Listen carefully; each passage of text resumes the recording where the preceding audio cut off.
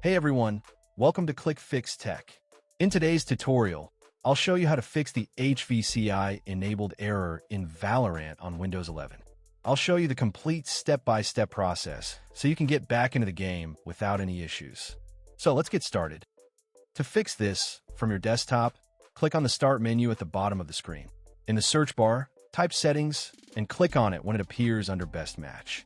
Once the Settings window opens, on the left-hand side, click on Privacy and Security.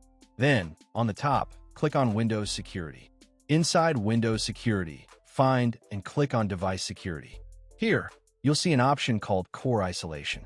Click on Core Isolation Details, and then look for Memory Integrity. If it's turned on, simply toggle it off. After disabling Memory Integrity, close all open windows and restart your computer. This step is very important, so make sure you don't skip it. Once your PC restarts, try launching Valorant again. For many users, this step alone fixes the issue. If you're still getting the error after restarting, don't worry, there's one more fix. This time, we need to enable CPU virtualization in your system BIOS. The exact steps can vary depending on your motherboard or PC model, but the process is generally the same.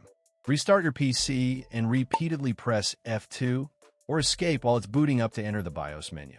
Once inside BIOS, look for a setting called Virtualization, SVM mode, or Intel VDX.